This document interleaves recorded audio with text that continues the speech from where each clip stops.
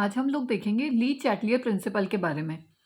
पहले मैं आपको इसकी बुकिश लैंग्वेज पढ़ के बता देती हूँ, फिर मैं सिंपल लैंग्वेज में बताती हूँ कि ली चैटलियर प्रिंसिपल होता क्या है। देखो क्या कह रखा है, it states that a change in any of the factor that determines the equilibrium conditions of a system will cause the system to change in such a manner so as to reduce or to counteract the effect of change. देखो होता क्या है, ये कहते हैं हम किसी भी फैक्टर में चेंज करते हैं, जैसे कंसंट्रेशन हो गया, वॉल्यूम, टेम्परेचर, प्रेशर, किसी भी कोई भी कंडीशन में चेंज करते हैं तो इक्विलिब्रियम उस डायरेक्शन में शिफ्ट होगा जहाँ पे वो चेंज को बैलेंस कर सके। ये ली चैटलियर साइंटिस्ट ने दिया था, इसलिए इसका नाम है ली चैटलियर प्रिंसिपल।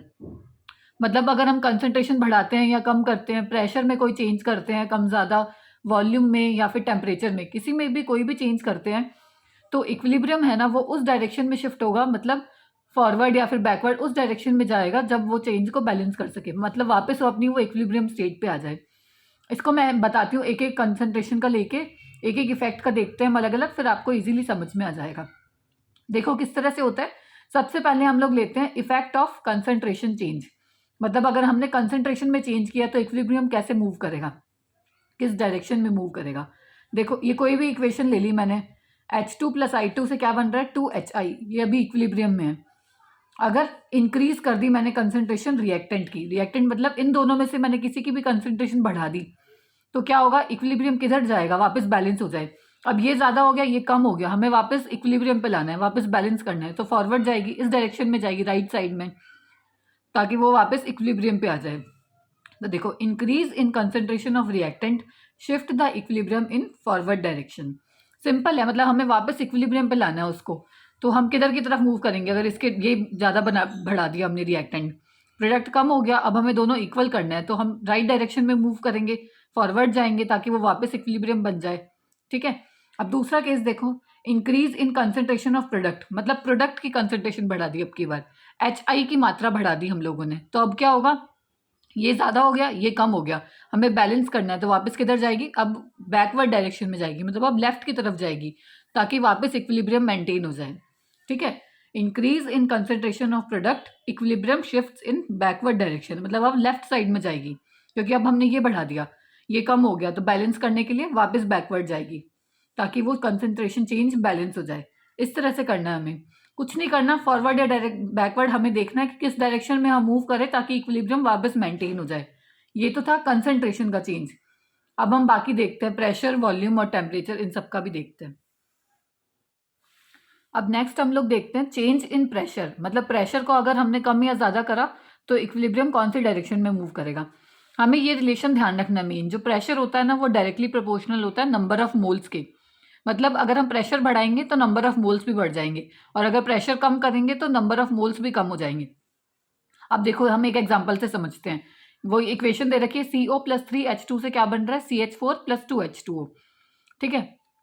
अगर हम प्रेशर इंक्रीज करते हैं तो क्या होगा, नंबर ऑफ मोल्स भी बढ़ जाएंगे, तब इक्विलिब्रियम कौन से डायरेक्शन में मूव होगा, हमें वापस इक्विलिब्रियम पे लाना है ताकि नंबर ऑफ मोल्स कम हो सके, उस डायरेक्शन में मूव होगा। तो हमें क्या करना है, दोनों साइड नंबर ऑफ मोल्स देखने हैं, रिएक्टेंट और प्रोडक्ट साइड में। इस तरफ कितने, 4, 3 और 1, 4, और इधर कितने, 3, 2 इसके 1 इसका, टोटल 3 है इसमें। तो हमने प्रेशर बढ़ाया तो क्या हुआ, नंबर ऑफ मोल्स भी बढ़ गए।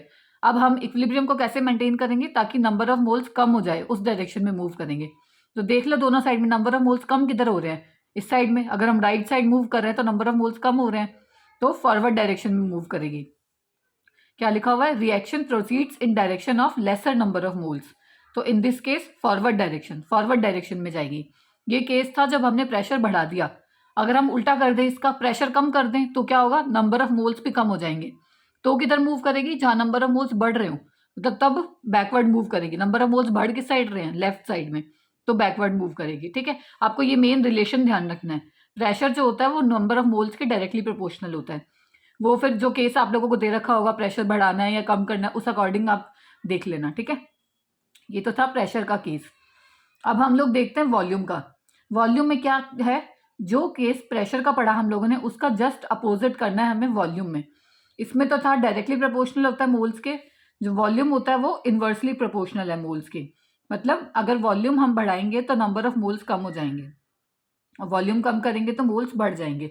तो इसमें उल्टा होगा, अगर हमने वॉल्यूम बढ़ा दिया नंबर ऑफ मोल्स कम हो गए तो रिएक्शन उस डायरेक्शन में मूव करेगी जहाँ पे नंबर ऑफ मोल्स वापस बढ़ सके। On increasing volume reaction proceeds in direction of greater number of moles, जहाँ मोल्स वापस बढ़ जाएं। अब देखो सेम वही रिएक्शन ली मैंने, इधर 4 मोल्स है, इधर 3 मोल्स है। अब हमने वॉल्यूम इंक्रीज कर दिया तो किधर जाएंगे, नंबर ऑफ मोल्स कम हो गए, उस साइड मूव करेगी जहाँ मोल्स वापस बढ़ जाएं। बढ़ किस साइड रहे हैं, बैकवर्ड डायरेक्शन में, लेफ्ट साइड में। तो रिएक्शन प्रोसीड्स इन बैकवर्ड डायरेक्शन। ये केस था इंक्रीज करना वॉल्यूम। अगर डिक्रीज कर दिया तो क्या होगा, नंबर ऑफ मोल्स बढ़ जाएंगे, तब किधर जाएगी, जहां मोल्स कम हो सके तब जाएगी फॉरवर्ड।